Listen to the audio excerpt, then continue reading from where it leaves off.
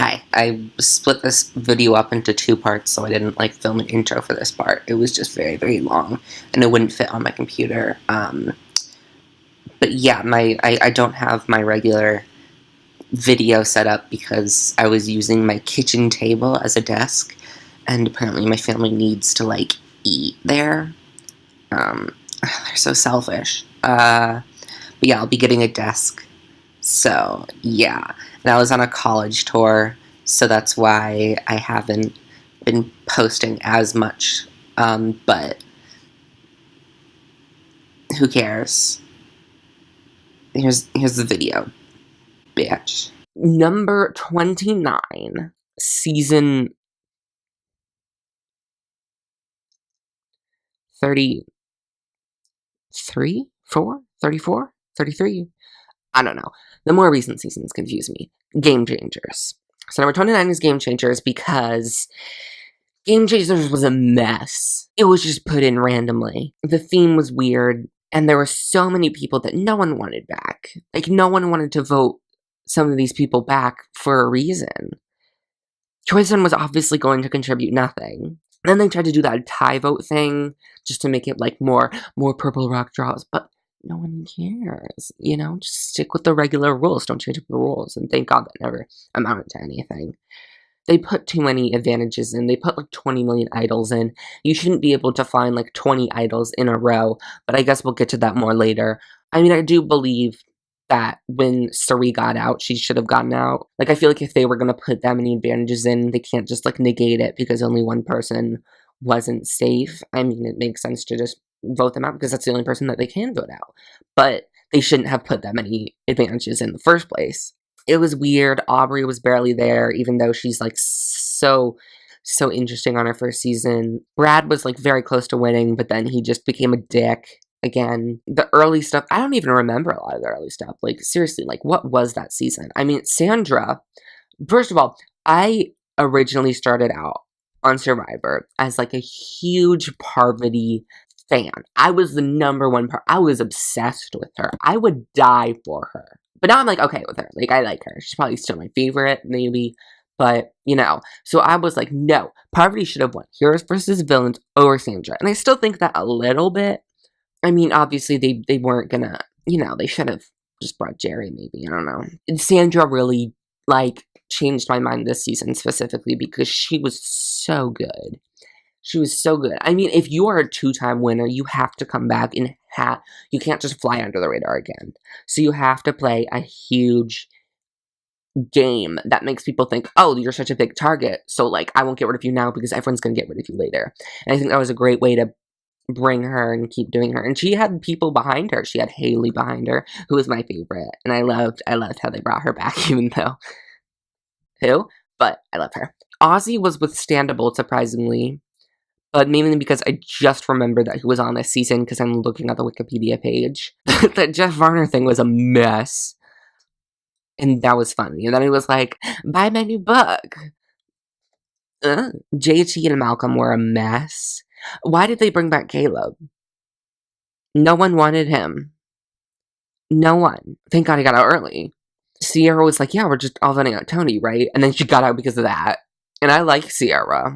Zeke was dumb, and Andrea got him out because he was just being stupid for no reason. And that's my least favorite player. They just get rid of people that they like, or get rid of just go out of their way to target people who could benefit them for no reason. No reason. She lives in the same building as you, right? She's your friend. She's not that gigantic of a threat. She's not going to win 20 immunity challenges. Calm down. Dumb bitch. And then there was that pre-made alliance that was really obvious of Sierra, Brad, and Troyzan. Michaela didn't really do that much. I mean, she was funny, but they sort of just got her out 7, even though she would have been a good goat, and I didn't really understand that. Ty had 5 million idols. Yeah, Game Changers was not... It was a good example of Survivor trying to do too much, and then they didn't get the memo, and now they're doing like 50 million more. So, a season that I think is a lot like Game Changers is at number 28. Number 28 is season 31, Cambodia. A lot of people think this is good now, and that, like, they hated it before, but, like, this season is also just very confusing to me. Like, this is the first season of, like, voting blocks, which were stupid. Oh, you just team up with the person for one vote and then be like, okay, bye, like, vote me out next time, thanks. The person that won, the people that got to the end, were the only people who are in an actual alliance. Kelly Wigglesworth was there. Abby Maria was great, and then they just voted her out. Kelly Wentworth was great. I know some people say she's overrated, but honestly, I love her. Spencer was like, on his first season, he seemed a little, almost like a guy who, like, calls a girl a slut if they won't go out with him. Especially with that Alexis boo. I mean, I don't think he was, like, attracted to Alexis, but he seemed to just have an irrational hatred for her. And I think he has that for a lot of women, and then he sort of turned that to Kelly, which made more sense, but still it was like, not your proudest moment. I just think Spencer just needs to get away from women. They brought back Wu for some reason. Wu, you were dumb. You could have won. You chose not to. So get out of Survivor. Yeah, I mean, other than that, there wasn't really much to the season. It was just confusing mess of people just trying to vote out people that they perceived as threats. And then they voted out, like, Kelly Wigglesworth because, like, oh, she was associated with Joe. It was a lot of, like, I need to get rid of person A so I can win. But person B is kind of close to person C, who is very close with person A. So I'm going to vote out person B. When you could just vote out person A. There's a line between, like, voting out a threat and keeping a threat in so that people will vote them out down the line, and they can be sort of your shield. You can't just drag the threat to the end, because then the threat's gonna win, and you're stupid. Number 27, the dumbest name ever.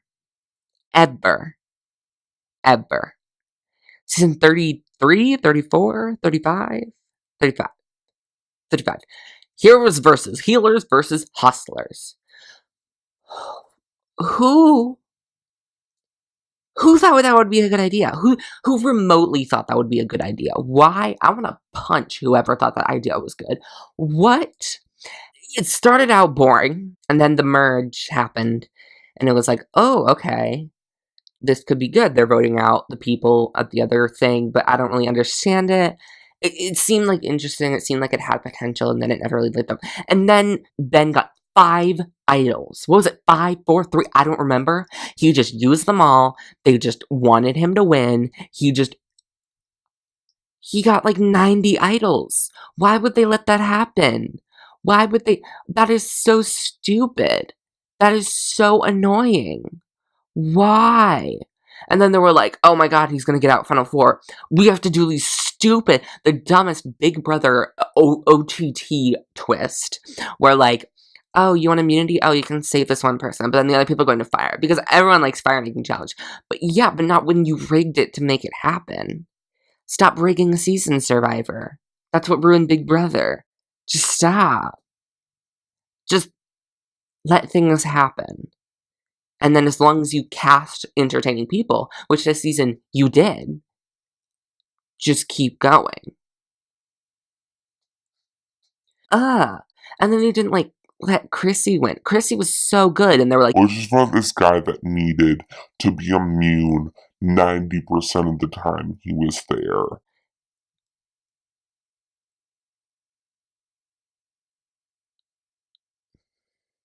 And then Jeff Probst was so biased to him, and I thought Cara Moen was going to be the worst reunion finale ever. This was by far the worst. I was pissed. I have a lot of angry tweets about it. A lot.